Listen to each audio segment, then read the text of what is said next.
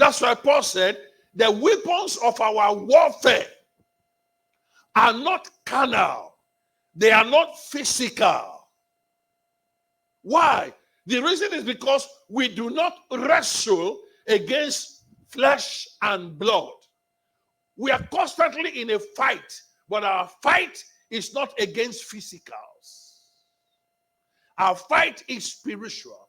And if our fight is spiritual, then the weapons of that fight also has to be spiritual. So we are talking about spiritual things. We are contesting, we are fighting for the souls of people. You can succeed in bringing somebody physically to church, but that does not mean you have brought the person's soul to God. Satan really is not too perturbed whether you are able to bring somebody physically to church. What he's concerned about is whether when you are carrying that person to church, whether you are able to carry his soul along. If you are not able to take his soul along, Satan really doesn't bother because he knows how to play church.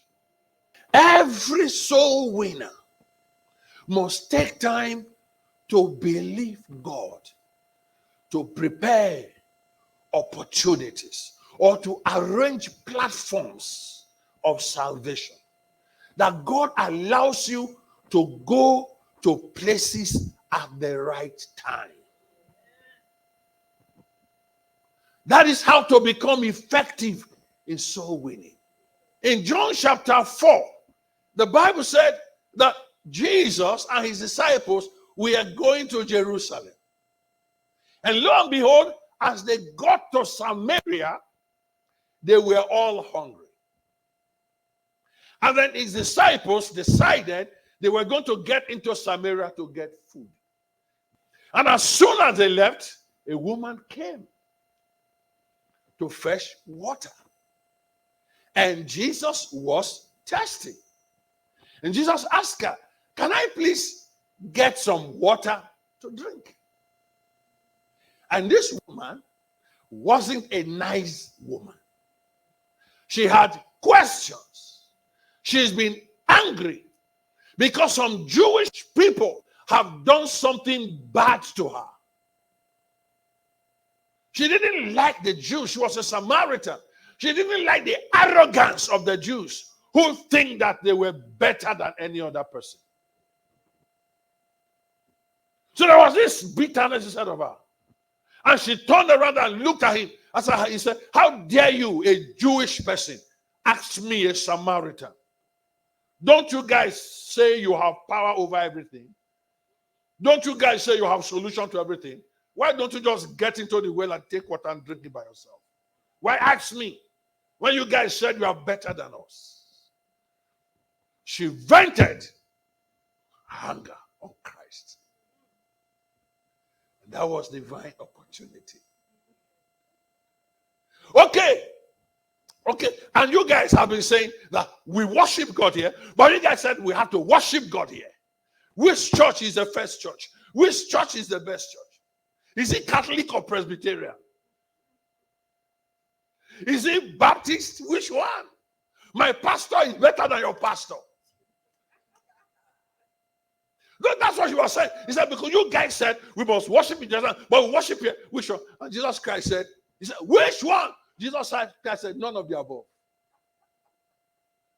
You mean he said, none of the, no, not here, not Jerusalem, because it's a new era. They that worship God must worship God in spirit and in truth. Okay, now tell me, what is that all about?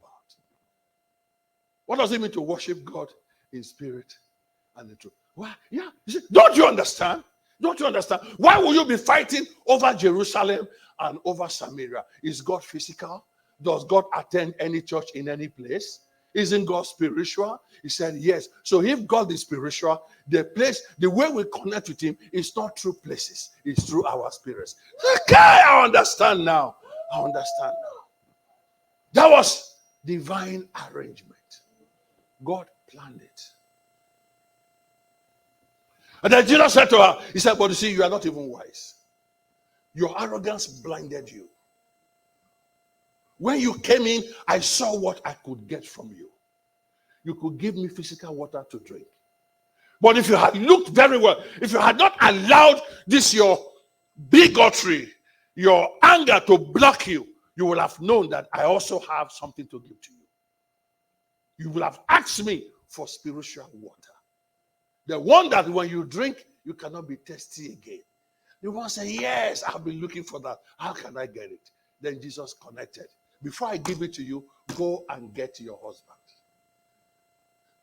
Say, but I don't have a husband. I thought you said you are a prophet. Say, yes, I know you don't have a husband. Because you have been going around men so much that you don't even know which one is your husband anymore. Then you want to say, okay, now I know you are a prophet. That's how the woman ran to town. When she went to town, she went to meet a group of people who listened to her at once. Why did they listen to her? Because all of them were in the same shoes with her. They've been having the same argument. All she told them was, come and see this guy.